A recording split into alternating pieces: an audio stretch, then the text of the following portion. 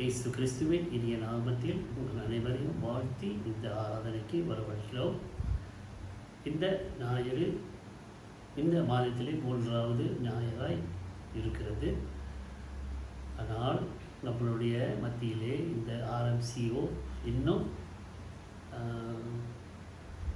December 6ஆம் தேதி வரைக்கும் தள்ளி வைக்கப்பட்டிருக்கிறதை நாம் அறிந்திருக்கிறோம். ஆனாலும் நம்மளுடைய தேவனுடைய பிரசன்னம் நம்மளோடு இருந்து இம்மட்டும் பாதுகாத்து வந்த தேவன் இனிமேலும் பாதுகாப்பார் என்று விசுவாசத்திலே நாம் கடந்து செல்லுகிறவர்களாய் காணப்படுவோம். ஜெபிப்போம். இயேசுவின் அன்பின் ஆண்டவரே, இந்த காலை நேரத்துக்காக நன்றி சொல்லுகிறோம். வருடத்திலே கடைசி நாட்களிலே நாங்கள் வந்து கொண்டு இருக்கிற வேலையிலேயும் ஆண்டவரே, இந்த கொரோனா வைரஸின் பாதிப்பில் இருந்து எங்களை நீர் பாதுகாத்து வந்ததுக்காக நன்றி சொல்லுகிறோம். சபையிலே ஆராதனை இல்லாத நிலைமையிலும் குடும்பங்களிலே சபையாக இருந்து குடும்பமாக உம்மை ஆராதித்து உம்முடைய வசனத்தை கேட்டு வருகிற ஒவ்வொரு குடும்பங்களுக்காக நாங்கள் நன்றி சொல்லுகிறோம். தொடர்ந்து உங்களுடைய பிரசன்னம் எங்களை வழிநடத்தட்டும். அடியை நம்முடைய கருத்திலே ஒப்புக் கொடுக்கிறேன். என் வாயின் வார்த்தைகளும் இருதயத்தின் தியானம் இந்த சமூகத்திலே ரீதியாக இருப்பதாக. ஆமென்.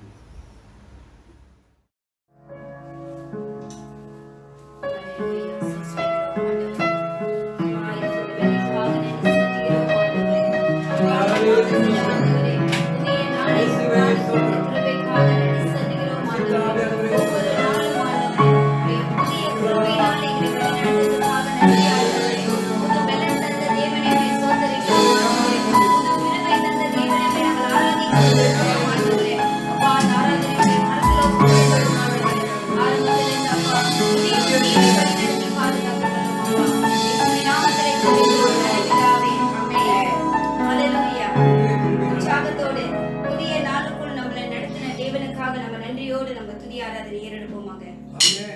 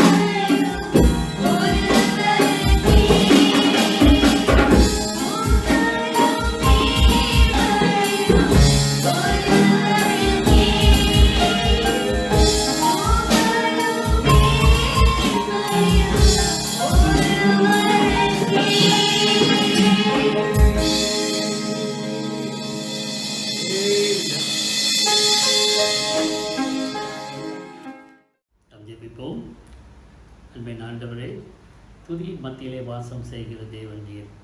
எங்கள் துதியின் மத்தியிலே நீர் வாசம் செய்ததுக்காக நன்றி சொல்லுகிறோம். வழி நடத்தினவர்கள் பாடல்களை நீர் ஆசீர்வதித்ததுக்காக நன்றி. பாடிக்கொண்டு இருக்கிற ஒவ்வொரு உடைய பிள்ளைகளோடும் நீர் இடைப்பட்டதுக்காக நன்றி சொல்லுகிறோம்.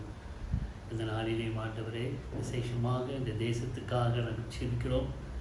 இந்த தேசத்திலே இந்த கொரோனா வைரஸிலே பாதிக்கப்பட்ட குடும்பங்களுக்காக ஜெபிக்கிறோம். ஆறுதலின் தேவன் நீர். ஆண்டவரை ஒவ்வொரு குடும்பத்துக்கும் நீர் ஆறுதலை கொடுத்து தாங்க வேண்டும் என்று வேண்டிக் கொள்ளுகிறோம். பாதிக்கப்பட்ட மக்கள் அந்த மருத்துவமனையிலே இருக்கிற நேரத்திலேயும் ஆண்டவரே, உடைய சீக்கிரத்திலே அவர்கள் சுகம் பெற்று வரத்தக்க நீ கிருபை தாரும் ஆண்டவரே.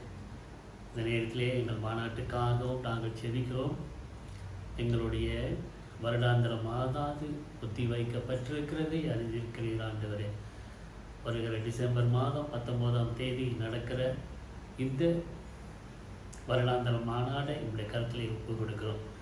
எங்கள் பிரசிடனுக்காக ஜெபிக்கிறோம், போதர்களுக்காக ஜெபிக்கிறோம், சபை விசுவாசிகளுக்காக நாங்கள் ஜெபிக்கிறோம். ஒவ்வொருத்தரையும் நீர் தாங்கி ஆசீர்வதியும். இந்த வருடாந்திர மாநாட்டிலே கலந்து கொள்ளுகிற போதகர்களுக்காக, பிரதிநிதிகளுக்காக நாங்கள் வருகிறோம் ஆண்டவரே. தேர்தலிலே உம்முடைய சித்தம் நிறைவேற நாங்கள் ஒப்பு கொடுக்கிறோம். இந்த இன்டர்நெட் மூலமாய் இந்த வருடாந்திர மாநாட்டை சபை தலைவர்கள் நடத்தும் போதும் ஆண்டவரே, நீர் எங்களுக்கு போதுமான ஞானத்தை நீர் தாரும். தேர்தலிலேயும் ஆண்டவரே, உம்முடைய சித்தம் யாரை தலைவராக வைக்க வேண்டும் என்று நீர் நிர்ணயிக்க வேண்டும் என்று வேண்டிக் கொள்ளுகிறோம் ஆண்டவரே. எங்கள் மாநாட்டை நீர் ஆசீர்வதியும். எங்கள் அத்தியட்சரை நீங்கள் ஆசீர்வதியும். இன்னும் நடந்து கொண்டு இருக்கிற ஒவ்வொரு மாநாடுகளுக்காக நாங்கள் வருகிறோம் ஆண்டவரே. ஒவ்வொரு மாநாட்டிலே தீர்மானங்கள் எடுக்கும் போதும், தேர்தல் செய்யும் போதும் உம்முடைய ஞானம் ஒவ்வொருத்தரோடும் இருக்க வேண்டும் என்று வேண்டிக் கொள்ளுகிறோம். இந்த தேசத்தின் தலைவர்களுக்காக நாங்கள் செபிக்கிறோம். ஒவ்வொரு தலைவர்களும் நீதியோடும் நேர்மையோடும் ஆளுகை செய்ய நீர் ஒவ்வொருத்தரோடும் இடைப்பட வேண்டும் என்று வேண்டிக் கொள்ளுகிறோம். செழிப்பான ஒரு தேசம் இந்த நாட்களிலே ஆண்டவரை வித்தியாசமான திசையை நோக்கி சென்று கொண்டு இருக்கிறதை நீர் அறிந்திருக்கிறேன் ஆண்டவர். இந்த தேசத்தை சரிப்படுத்த நீர் மாத்திரம் வல்லவர் என்று விசுவாசிக்கிறோம். இந்த தேசத்தை முழுமையாய் உங்களுடைய கருத்திலே ஒப்புக் கொடுக்கிறோம். இந்த தேசத்திலே ஒரு எழுப்புதல் காணப்பட வேண்டும், நீதி நேர்மை காணப்பட வேண்டும், சம உரிமைகள் கொடுக்கப்பட வேண்டும். இந்த தேசத்தை நீர் நேசிக்கிறீர். தொடர்ந்து இந்த தேசத்தை நீர் தாங்கும் ஆண்டவரே. இந்த தேசத்திலே இருக்கிற ஒவ்வொரு கிறிஸ்தவர்களுக்காக நாங்கள் செபிக்கிறோம். விதமாக நாங்கள் அநேக சலுகைகளை பெற்றுக்கொள்ள இந்த அரசாங்கம் தடை செய்கிறது இருந்தாலும் ஆண்டவரே, எங்களை நீர் ஆசீர்வதிக்கிறீர். அதுவே எங்களுக்கு போதுமானதாக இருக்கட்டும். நீரே எங்களுக்கு எல்லாமா இருக்கிறீர். நீரே எங்களுக்கு போதுமானவராக இருக்கிறீர். நீரே எங்களை ஆசீர்வதிக்கிற தேவனாக இருக்கிறீர். அதற்காக நாங்கள் நன்றி சொல்லுகிறோம். இந்த நாளை, இந்த ஆராதனை உங்களுடைய கருத்திலே ஒப்புக் கொடுக்கிறோம். பொறுப்பெடுத்து நடத்தும் மாறாத இயேசு கிறிஸ்துவின் நாமத்தில் ஜெபிக்கிறோம் ஜீவனுள்ள பிதாவே, ஆமென். கர்த்தர் சொல்லிவிட்ட ஜெபத்தை நாம் அறிக்கை செய்வோம். பரமன் இருக்கிற எங்கள் பிதாவே, உடைய நாமம் பரிசுத்தப்படுவதாக, உடைய ராஜ்யம் வருவதாக, உடைய சித்தம் பரமணத்திலே செய்யப்படுவது போல பூமியிலேயும் செய்யப்படுவதாக. அண்ணனுள்ள ஆகாரத்தை எங்களுக்கு இன்று தான். எங்களுக்கு விரோதமாய் குற்றம் செயல்களை மன்னிக்கிறது போல் எங்கள் குற்றங்களை எங்களுக்கு மன்னியும். எங்களை சோதனைகள் பிரவேசிக்க பண்ணாமல் தீமையிலிருந்து ரசித்துக் கொள்ளும்.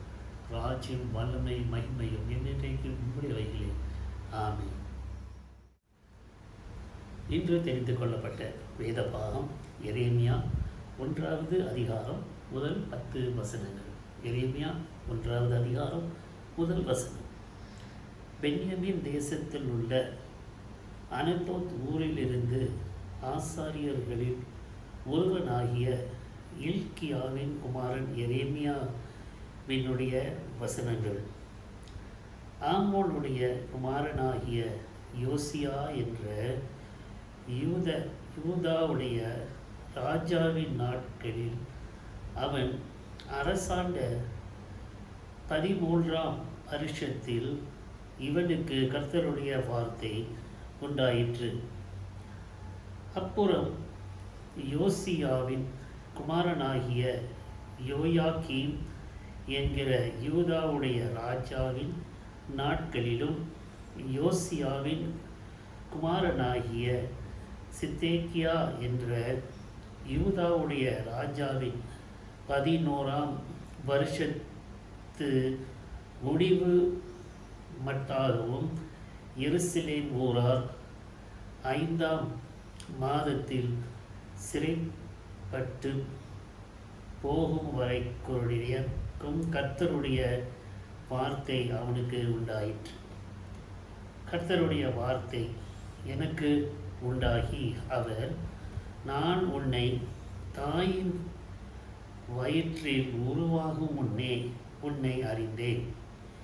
நீ கர்ப்பத்திலிருந்து வெளிப்படும் முன்னே நான் உன்னை பரிசுத்தம் பண்ணி உன்னை ஜாதிகளுக்கு தீர்க்கதரிசியாக கட்டளையிட்டேன் என்று சொன்னார். அப்பொழுது நான், கர்த்தராகிய ஆண்டவரே, இதோ நான் பேச அறியேன், சிறு பிள்ளையாய் இருக்கிறேன் என்றேன். ஆனாலும் கர்த்தர், நான் சிறு பிள்ளை என்று நீ சொல்லாதே, நான் உன்னை அனுப்புகிற எல்லாரிடத்திலும் நீ போய் நான் உனக்கு கட்டளையிடுகிறவைகளை எல்லாம் நீ பேசுவாயாக. நீ அவர்களுக்கு பயப்பட வேண்டாம். உன்னை காக்கும்படிக்கு நான் உன்னுடனே இருக்கிறேன் என்று கர்த்தர் சொல்லி, கர்த்தர் தமது கரத்தை நீட்டி என் வாயை தொட்டு, இதோ உன் வார்த்தைகளை உன் வாயிலே வைக்கிறேன். பார், படுங்கவும் பிடிக்கவும் இடிக்கவும் அழிக்கவும் கவிழ்க்கவும் கட்டவும் நாட்டமும் உன்னை நான் இன்றைய தினம் ஜாதிகளின் மேலும் ராஜ்யங்களின் மேலும் ஏற்படுத்தினேன் என்று கர்த்தர் என்னுடனே சொன்னார். இது கர்த்தருடைய வார்த்தை. Today's Bible reading is taken from the book of Jeremiah, chapter 1, the first 10 verses. Jeremiah, chapter 1, verse 1. The words of Jeremiah, the son of Hilkiah, of the priests who were in Anathoth in the land of Benjamin, to whom the word of the Lord came in the days of Josiah, the son of Ammon, king of Judah, in the 13th year of his reign. It came also in the days of Jehoiakim, the son of Josiah, king of Judah, until the end of the 11th year of Zedekiah, the son of Josiah, king of Judah, until the carrying away of Jerusalem captive in the 5th month. Then the word of the Lord came to me, saying, Before I formed you in the womb, I knew you. Before you were born, I sanctified you. I ordained you a prophet to the nations. Then said I, Lord God, behold, I cannot speak, for I am a youth.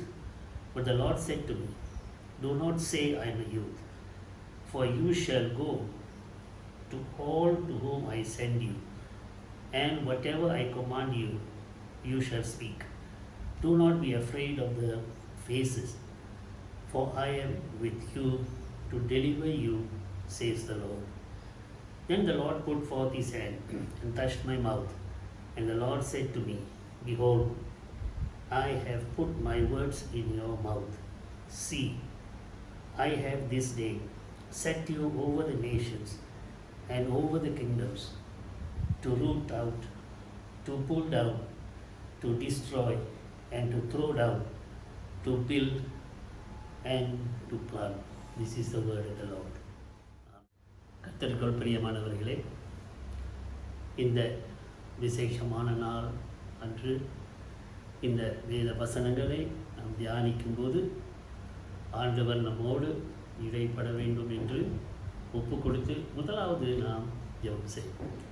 அன்பின் ஆண்டவரே, இந்த வசனங்களுக்காக நன்றி சொல்லுகிறோம்.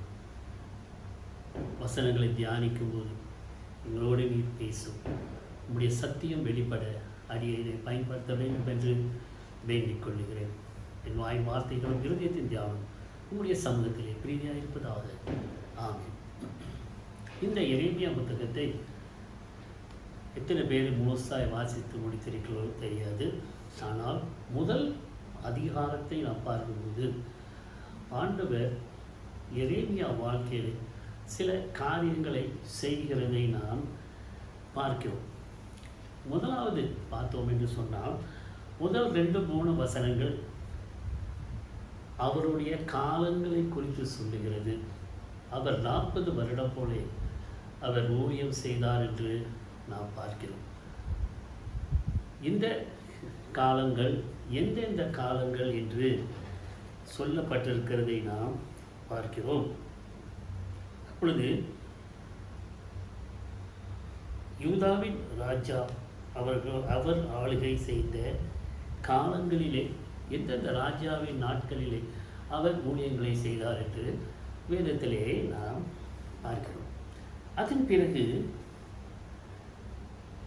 4வது வசனம் ஆண்டவர் சொல்லுகிறதை கர்த்தருடைய வார்த்தை எனக்கு உண்டாகி. இப்போ ஆண்டவர் எரேமியா இடத்திலே பேசுகிறதை நாம் பார்க்கிறோம். எரேமியா அந்த காலத்திலே ஒரு வாலிப வயதாய் இருந்திருப்பான் என்று நாம் பார்க்கிறோம். ஏனென்றால் அவர் சொல்லுகிற ஒரு காரியம் அப்படியாய் காணப்படுகிறது. 5வது வசனத்தை நாம் பார்க்கும்போது ஆண்டவர் என்ன செய்கிறாரு? ஒரு செலக்ஷனை செய்கிறார், ஒரு தெரிந்து எடுத்து கொள்ளுகிறதை செய்கிறார். ஆண்டவர் எதை செய்தாலும் சரியாகத்தான் செய்வார் என்று ஒவ்வொருடைய இருதயத்திலும் அந்த சிந்தை இருக்க வேண்டும். அப்பொழுது ஆண்டவர் எரேமியா தெரிந்தெடுக்கிற காரியத்தை நான் வாசிக்கும்போது அதிலே 3 காரியம் 5வது வசனத்திலேயே சொல்லப்பட்டிருக்கிறதை நாம் பார்க்கிறோம். முதலாவது என்ன சொன்னால், நான் உன்னை தாயின் வயிற்றில் உருவாகும் முன்னே உன்னை அறிந்தேன். முதலாவது என்ன சொல்றாரு? நீ தாயின் கற்பத்திலே இன்னும் கூட நீ உருவாகவில்லை, இன்னும் நீ அந்த தாயின் கற்பத்தில் இருந்து நீ இன்னும் உண்டாகவே இல்லை, நீ எங்கே தான் இருக்கன்னு தெரியாது. ஆனாலும் ஆண்டவர் என்ன சொல்றாரு? நீ கற்பத்திலே உருவாகிறதுக்கு முன்பதாகவே நான் உன்னை அறிந்தேன். அப்படின்னா என்னுடைய விசுவாசம் என்னன்னு சொன்னால், எரேமியா இப்படிப்பட்டவராக இருப்பார், இல்லை இந்த தாயின் கருவிலே உண்டாகிறது முன்பதாகவே இந்த மனுஷனை நான் என்ன செய்ய போகிறேன்? அறிய போகிறேன். நம்மளுடைய வாழ்க்கையும் அப்படி தான் இருக்குது. நம்ம என்ன செய்ய போகிறோம், எதை செய்ய போகிறோம், எப்படி இருக்க போகிறோம் அப்படின்ட்டு எல்லாமே ஆண்டவர் என்ன செய்கிறது? அறிந்தவராக இருக்கிறார். ஸோ முதலாவது என்ன சொல்கிறாரு? அறிந்தேன், எனக்கு எல்லாம் தெரியும். 2வது காரியம் என்ன சொல்கிறாரு? நீ கற்பத்திலிருந்து வெளிப்படும் முன்னே நான் உன்னை பரிசுத்தப்படுத்தினேன். இன்னும் பிறக்கவே இல்லை, பிறக்கிறதுக்கு முன்பதாகவே ஆண்டவர் என்ன செஞ்சிருக்கிறாரு? பரிசுத்தப்படுத்தியிருக்கிறார் என்று வேதம் சொல்லுகிறது. ஸோ 2வது காரியம் என்ன என்று சொன்னால், நான் கற்பத்தின் வெளிப்படும் முன்னே உன்னை பரிசுத்தப்படுத்தியிருக்கிறேன். முதல்ல அறிந்திருக்கிறேன் என்று சொன்னார். 2வது காரியம் பரிசுத்தப்படுத்தி இருக்கிறேன் அப்படின்னு சொன்னார். இந்த காலத்தில் பார்த்தோம், ஒரு குழந்தை பிறகுது, பிறந்த பிறகு என்ன ஆகுது? ஞானஸ்நானம் கொடுக்குறாங்க. ஞானஸ்நானம் கொடுக்கும்போது என்னத்தைக்காக நம்ம ஞானஸ்நானம் கொடுக்குறோம்? பாவங்கள் எல்லாம் கழுவி பரிசுத்தமாக்குறதுக்கு, பாவத்திலிருந்து மன்னிப்பை பெறுகிறதுக்கு, நம்ம புது வாழ்வை கொடுக்கறதுக்கு ஒரு ஞானஸ்நானம் செய்யணும். ஆனால் இவர் பிறக்கிறதுக்கு முன்பே பரிசுத்தப்படுத்தப்பட்டார். அப்படின்னு அவர் பிறக்கும் போதே பாவம் இல்லாத ஒரு மனுஷனாய் பிறந்திருப்பார், பிறந்திருக்கக்கூடும். அப்போது ஆண்டவர் என்ன சொல்கிறார்? நான் உன்னை பரிசுத்தப்படுத்திட்டேன்ப்பா, நீ பரிசுத்தப்படுத்தின பிறகு உனக்கு எந்த பாவமும் இல்லை. ஸோ நீ பிறக்கும்போது எப்படியாய் பிறக்கிற? ஒரு பரிசுத்தமான ஒரு மனுஷனாய் நீ பிறக்கிற. அப்போ முதலாவது என்ன சொல்கிறாரு? நான் உன்னை அறிந்திருக்கிறேன், அப்புறம் பரிசுத்தப்படுத்தி இருக்கிறேன். மூன்றாவது காரியம் என்ன சொல்கிறாரு? உன்னை ஜாதிகளுக்கு தீர்க்கதரிசியாக கட்டளையிட்டேன் என்று சொல்கிறார். கட்டளை இட்டிருக்கிறேன். இங்கிலீஷில் எப்படியாய் சொல்லுது? I ordained you a prophet to the nation. Ordain அப்படின்னா லைக் பிரதிஷ்டை செய்கிற மாதிரி, அவரை ஊழியத்துக்கு அனுப்புகிற ஒரு அதிகாரத்தை கொடுக்குற மாதிரி. இப்போ பாஸ்டர்ஸ் எல்லாம் இருக்கிறாங்க, படித்து முடித்த பிறகு என்ன செய்வாங்க? ஆர்டினேஷன் சர்வீஸ் அப்படின்னு ஒன்று செய்வாங்க. அப்போ இந்த ஆர்டினேஷன் சர்வீஸ் என்னென்னா, அவங்கள ஊழியத்துக்குன்ட்டு அனுமதிக்கிறது. இல்லை, இந்த வார்த்தையை பார்க்கும்போது கட்டளை இடுகிறது. ஸோ பிஷப் என்ன செய்வார்? தலையில் கை வச்சு ஜெபம் செய்து I ordain you as a deacon, as an elder அப்படின்ற செய்வார், அதிகாரத்தை கொடுத்து அனுப்புவார். ஸோ அது மாதிரி இங்கே அவருக்கு என்ன செய்கிறாரு? அறிந்தேன், பரிசுத்தம் பண்ணினேன், ஊழியத்துக்கு போகிறதுக்கு கட்டளையிட்டு இருக்கிறேன். ஸோ எரேமியாவோட அழைப்பு வித்தியாசமான ஒரு அழைப்பு. ஸோ அவர் ஊழியத்துக்கு போகும்போது அவர் பரிசுத்தமான ஒரு நிலைமையிலே ஆண்டவரால் கமிஷன் பண்ணி அனுப்பப்பட்ட ஒரு மனுஷனாக இருந்தார் என்று வேதத்திலே நாம் பார்க்கிறோம். நம்மளுடைய வாழ்க்கையிலே அப்படித்தான். நாம் கற்பத்திலே உருவாகிறது முன்பாகவே ஆண்டவர் நம்மளை அறிந்திருக்கிறார். இவங்க எப்படி இருப்பார், இவங்க எப்படி இருப்பாங்க எல்லாம் அறிந்திருக்கிறாரு. ஆனால் நம்மளை பரிசுத்தப்படுத்திட்டு பார்க்கவும் தெரியாது. அதனால் நம்ம ஞானஸ்நானம் எடுக்கணும்.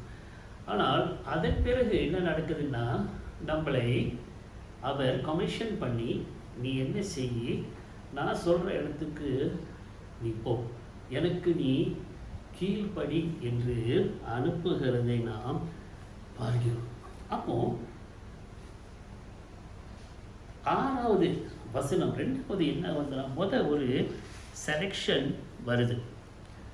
செலெக்ஷன் ஆண்டவர் செலக்ட் பண்ணிட்டார். நான் தெரிஞ்சிருக்கிறேன், இப்போ நான் உன்னை கமிஷன் பண்ணுறேன், உன்னை ஆர்டைன் பண்ணுறேன், நீ ஊழியத்துக்கு போ அப்படின்றால் வேதம் என்று சொல்லுது, அழைக்கப்பட்டவர்கள் அநேகர், தெரிந்து கொள்ளப்பட்டவர் சிலர். ஸோ இந்த தெரிந்து கொள்ளப்பட்டவர் சிலர், அதிலே எரேமியா ஒருத்தர் இருந்தார் என்று நாம் பார்க்கிறோம். அப்போ இந்த மனிதன் பிறக்கும் போதே பரிசுத்தமான நிலைமையிலே பிறந்தான். ஆண்டவராலே ஆர்டைன் பண்ணி ஊழியத்துக்கு அனுப்பப்பட்டான் என்று பார்க்கிறோம். அதான் முதலாவது ஆண்டவர் என்ன செய்கிறாரு? ஒரு செலெக்ஷன் செய்கிறார். இஸ்ரவேல் ஜனங்கள் ராஜா வேணும் என்று சொல்லும்போது தேவன் என்ன செய்கிறாரு? சாமுவேல் மூலமாய் சவுலை தெரிந்து எடுக்கிறார் என்று நாம் பார்க்கிறோம். என் இருதயத்துக்கு ஏற்ற மனிதன் என்று தாவீதை எடுக்கிறார் என்று பார்க்கிறோம். அப்போ ஊழியத்துக்கு நாம் அழைக்கப்படும் போது ஆண்டவர் பரிசுத்தப்படுத்தி அனுப்புகிறதை நாம் பார்க்கிறோம். ஆனால் அநேக நேரங்களிலே நம்ம என்ன செய்கிறோம்? சாக்கு போக்கு சொல்லிக்கிட்டு இருக்கிறோம். எரேமியா தனியாக ஒரு வித்தியாசமான ஒரு மனிதன் இல்லை. அவன் என்ன சொல்லுகிறான்? 6வது வசனத்திலே, அப்பொழுது நான் கர்த்தராகிய ஆண்டவரே, இதோ நான் பேச அறியேன், எனக்கு பேச தெரியாது, சிறு பிள்ளையாய் இருக்கிறேன் என்று சொன்னான். பாருங்க, ஊழியத்துக்கு அழைக்கும் போது ஒரு சாக்கு போக்கு அநேகர் செய்கிறதை நாம் பார்க்கிறோம். நீ ஊழியத்துக்கு வா அப்படின்னு சொல்லும்போது அவர் என்ன சொல்கிறாரு? எனக்கு ஒன்றுமே தெரியாது, நான் ஒன்றும் படிக்கலை, நான் இதை செய்யலை, இந்த காரியம் எனக்கு இருக்குது, நான் என் பெற்றோர்களை நான் பார்க்கணும், என்னுடைய தம்பி தங்கச்சிகளை நான் கரையேற்றி வைக்கணும், இது எல்லாம் நான் செய்யணும், இப்போ எனக்கு ஆயத்தம் இல்லை, நான் இன்னும் சிறுவனாய்தான் இருக்கிறேன் என்று சாக்கு போக்கு அனைவரத்தை சொல்லுவாங்க. சாக்கு போக்கு சொன்ன ஒரு ஆள் யார்? யோனா.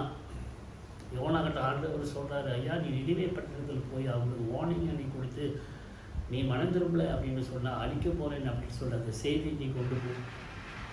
ஆனால் யோனா என்ன செய்கிறாரு, நினிவே போகிறதை விட்டுவிட்டு வேறு திசையிலே போகிறார் என்று பார்க்கிறோம். ஆனால் ஆண்டவர் அவரை விடவில்லை, அவரை சரியான வழிக்கு கொண்டு வந்தார். ஆனால் எரேமியா என்ன செய்கிறாரு, அப்படியாக சாக்கு போக்கு சொல்லி அதில் தப்பிக்கலாம் அப்படின்ட்டு பார்க்குறாரு. ஆனால் ஆண்டவர் என்ன சொல்கிறாரு, அடுத்த வசனத்தை நான் வாசிக்கும்போது ஆண்டவர் சொன்னார், கர்த்தர் திருப்பி என்ன சொல்கிறாரு, அவருடைய சாக்கு போக்கு அவர் ஏற்றுக்கொள்ளலை. நீ கொடுக்கிற எதிர்ப்பை அவர் ஏற்றுக்கொள்ளவில்லை. ஏனென்றால் எரேமியாவோட பிறப்பு ஒரு விசேஷமான ஒரு பிறப்பாக இருந்தது என்று இந்த 5வது வசனத்திலே நாம் பார்த்தோம். அப்படி என்று சொன்னால் தெரிந்து எடுக்கப்பட்ட ஒரு மனுஷனை ஆண்டவர் விட மாட்டார். அப்போ நம்ம என்ன சாக்கு சொன்னாலும் சரி, ஆண்டவர் நம்மிலே ஒரு நம்பிக்கை வைத்தவராக இருக்கிறார். அவர் ஒரு காலம் நம்மளை விட மாட்டார். அப்போது 7வது வசனம் ஆண்டவர் என்ன சொல்கிறாரு, அவருக்கு ஒரு நம்பிக்கை, ஒரு விசுவாசத்தை கொடுக்கிறார். நம்ம என்ன செய்கிறோம், நம்மளை ரொம்ப தாழ்த்திக்கிறோம். எனக்கு இது முடியாது அது முடியாதுன்னு சொல்லி ரொம்ப தாழ்த்துக்கிறோம். ஆனால் ஆண்டவர் என்ன சொல்கிறாரு, அவருக்கு ஒரு ஆலோசனை கொடுக்குறார் என்று பார்க்கிறோம். ஒரு அஷ்யூரன்ஸ் என்ன செய்கிறாரு, அவரை உற்சாகப்படுத்துகிற ஒரு தேவனாய் காணப்படுகிறார் என்று பார்க்கிறோம். ஸோ 7வது வசனம் என்ன சொல்லுது, நான் சிறு பிள்ளை என்று நீ சொல்லாதே, எனக்கு தெரியாதுன்னு நீ சொல்லாத, எனக்கு புரியலை அப்படின்னு சொல்லாத, எனக்கு போதுமான பேச்சு திறன் இல்லை மோசை மாதிரி சொல்லாத, சாக்கு பூக்கு நீ சொல்லாத, நான் கர்த்தராகிய தேவன், நான் உன்னை போ என்று சொல்லுகிறேன். அப்போ உனக்கு என்ன இருக்கணும், ஒரு விசுவாசம் இருக்கணும். அப்போ அப்படி சொன்ன பிறகு நான் உன்னை அனுப்புகிற எல்லாரிடத்திலும் நீ போய் நான் உனக்கு கட்டளை இடுகிற வைகளை எல்லாம் நீ பேசுவாய். நான் என்ன சொல்கிறேனோ அதை நீ போய் பேசு. எங்கே போ அப்படின்ட்டு சொல்கிறேனோ அந்த இடத்துல நீ போய் நீ சொல்லு. நீ சாக்கு போக்கு சொல்லாத.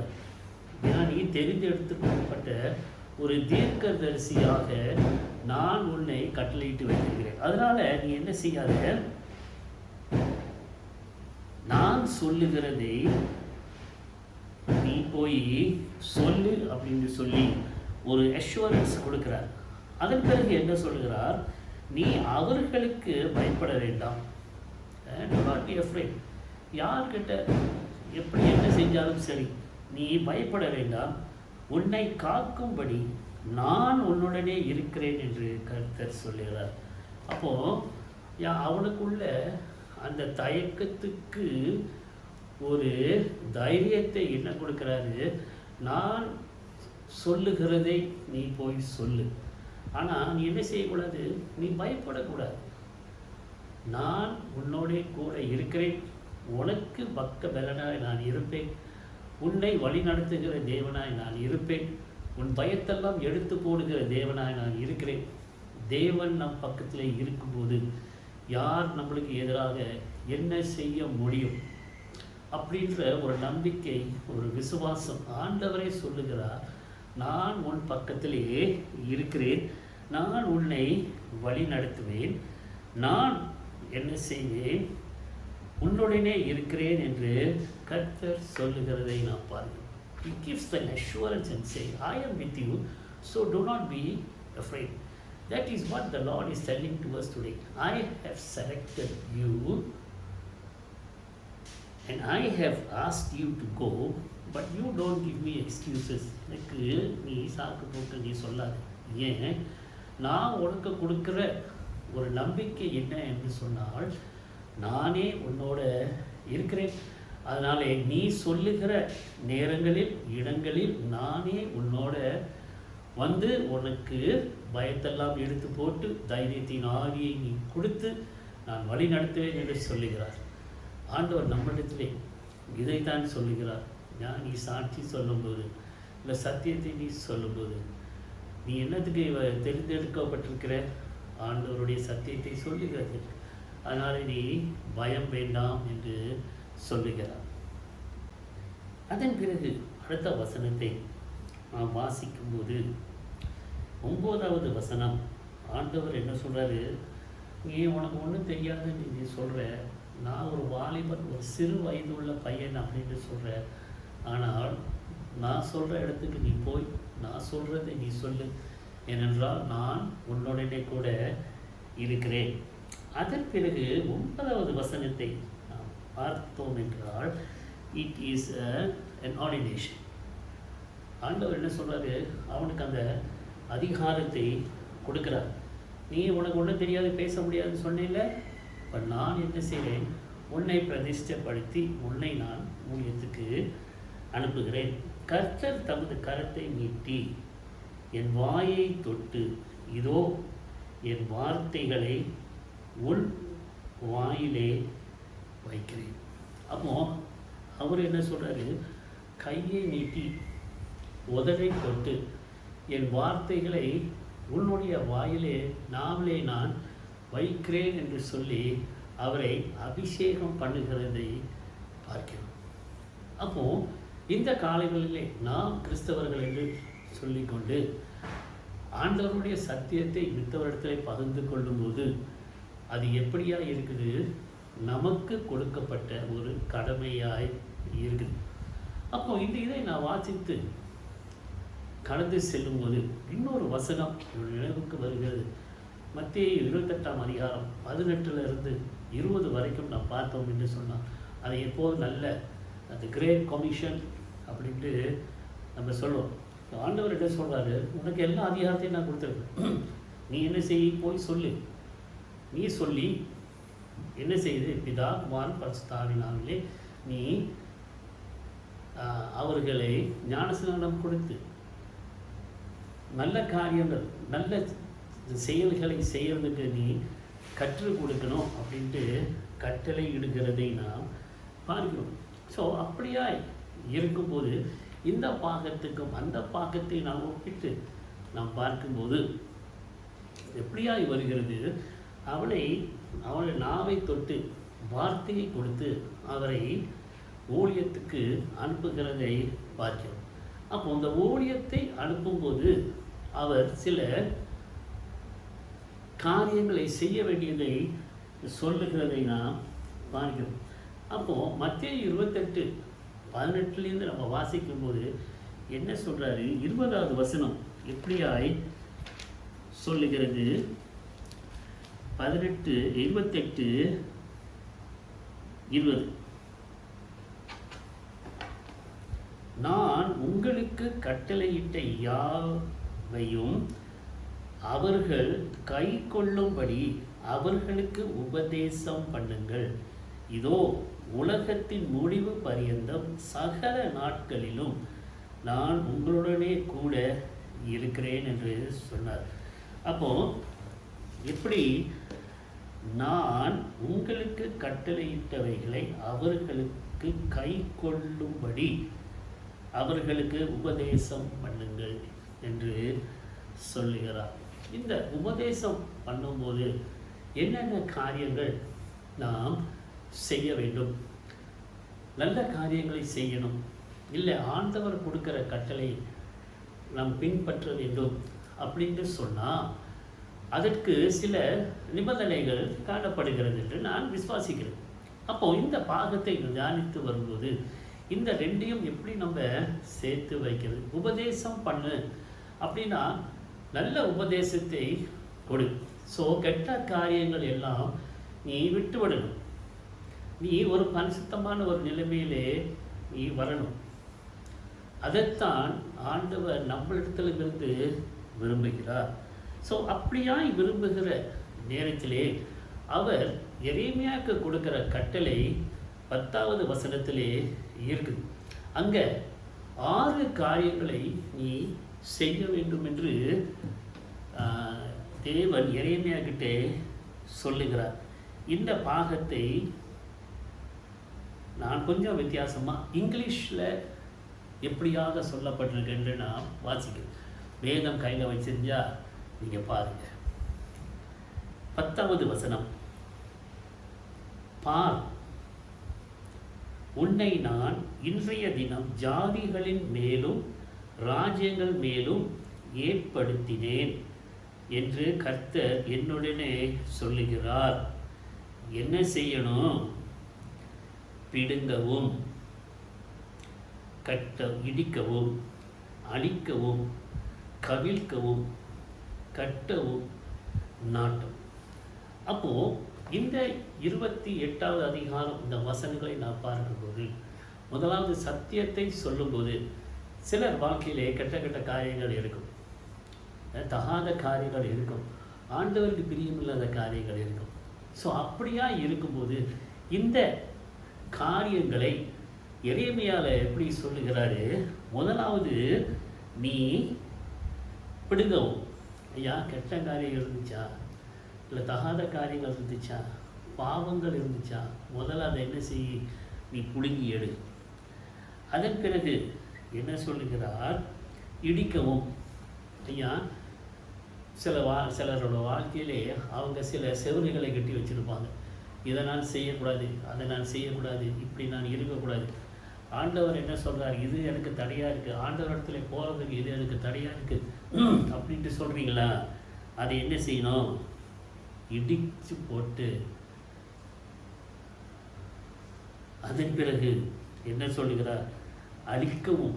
அழிச்சு, பிரியமில்லாத காரியங்களை அழிச்சு எல்லாவற்றையும் நீ போட்டு ஒதுக்கி வைத்து விடு. அதன் பிறகு நீ கவிழ்க்குது. எல்லா இந்த 4 காரியங்களை நாம் பார்த்தோம் என்றால் கவிழ்த்து விடுகிறது. ஐயா, நின்றுக்கிட்டு இருக்கும், அதை நீ தள்ளி விடு. அப்போ அவருக்கு கொடுக்கறது என்னன்னா, முதலாவது பிடுங்கு, அப்புறம் இடிக்கு, அப்புறம் அழித்துடு, அப்புறம் கவிழ்த்துடு. இது எல்லாம் முடிந்த பிறகு என்ன செய்? புது வாழ்க்கையை நீ கட்டு. புது வாழ்க்கையை நீ கட்டு. கெட்ட காரியத்தை என்ன செய்யாத, நீ கெட்டாத. அப்போ புதிய ஒரு வாழ்க்கையை நீ கெட்டு, அதன் பிறகு எப்படியாய் சொல்லுகிறது? நாட்டு நல்ல காரியங்களை தொழுக்க வை அப்படின்ட்டு ஆண்டவர் சொல்லுகிறதை பார்க்கிறோம். அப்போது இந்த கிரேட் கமிஷனை மத்திய அடுத்து நாம் பார்க்கும்போது என்னத்தை கற்றுக் கொடுக்க வேண்டும்? இந்த 6 காரியங்களை கற்றுக் கொடுக்க வேண்டும்.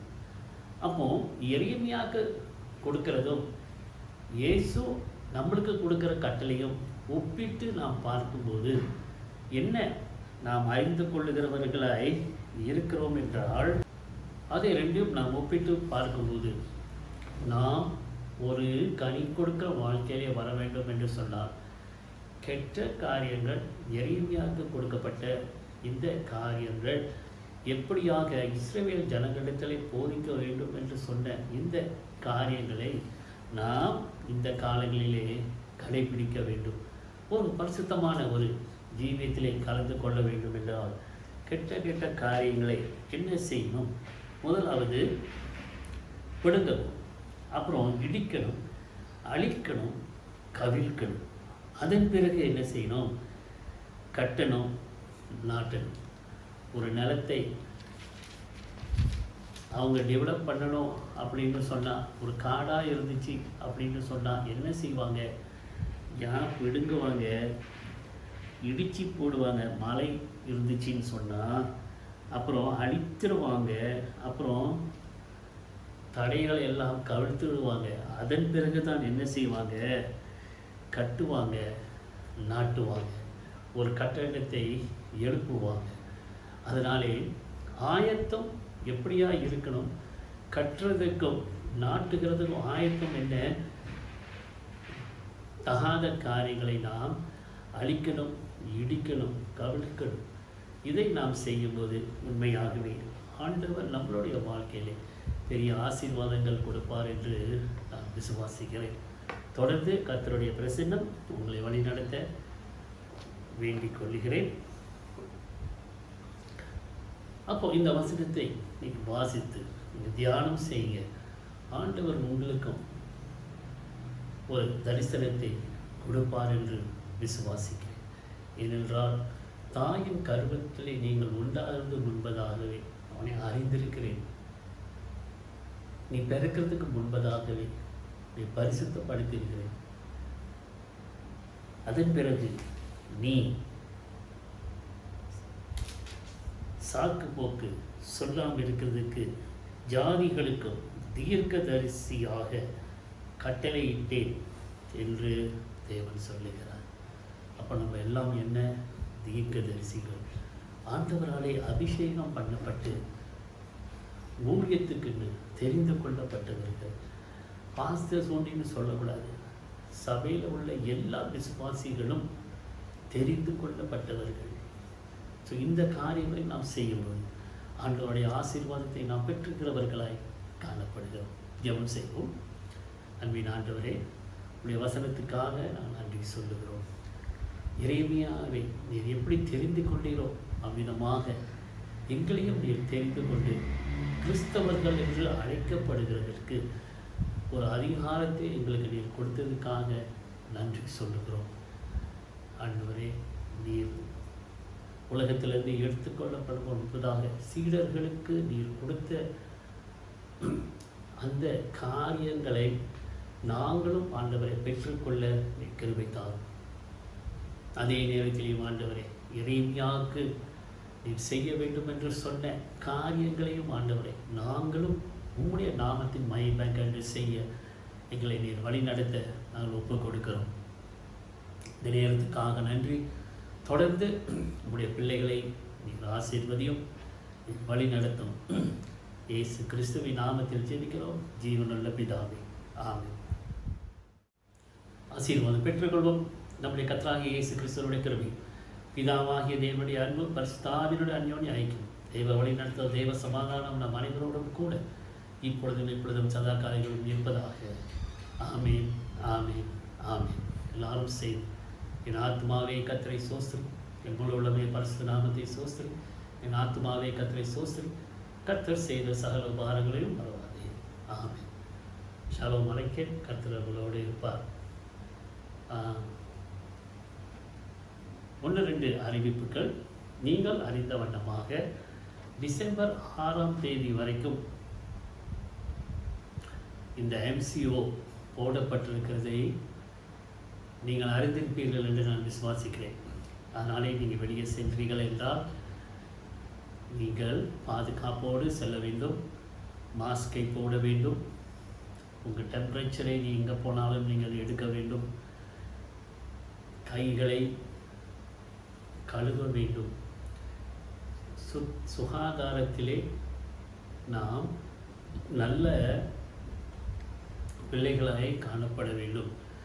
ஸோ நம்மளை நம்ம தான் என்ன செய்யணும்? பாதுகாத்து கொள்ள வேண்டும்.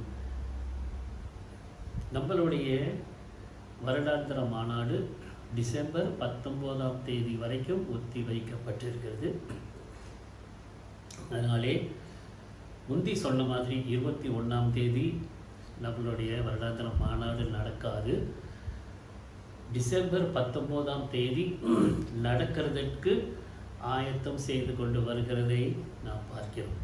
அதனாலே நம்ம மாநாட்டுக்காக ஜெபம் செய்யுங்க, அத்தியட்சருக்காக ஜெபம் செய்யுங்க, பிரசிடனுக்காக ஜெபம் பண்ணுங்கள், போதர்களுக்காக ஜெபம் பண்ணுங்கள், பிரதிநிதிகளுக்காக ஜெபம் பண்ணுங்கள், கான்ஃபரன்ஸ் ஆஃபீஷியல்ஸ் அங்கே இருப்பாங்க, அவங்களுக்காண்டி ஜெபம் பண்ணுங்கள். தேவனுடைய பிரசன்னம் வழி நடத்தட்டும். தேர்தலிலையும் தேவனுடைய சித்தம் நிறைவேற வேண்டும் என்று ஒப்பு கொடுத்து நீங்கள் இந்த மாநாட்டை ஜெபத்திலே வைத்து கொள்ள வேண்டும் என்று தாழ்மையாய் வேண்டிக் கொள்ளப்படுகிறீர்கள். மித்த காரியங்கள் நம்மளுடைய வாட்ஸ்அப் குரூப்பிலே போட்டு உங்களை எல்லா அறிக்கைகளையும் அதில் சொல்லுகிறதாய் இருக்கிறேன். கர்த்தர் உங்களை ஆசீர்வதிப்பார். Take care. God bless. ஆமென்.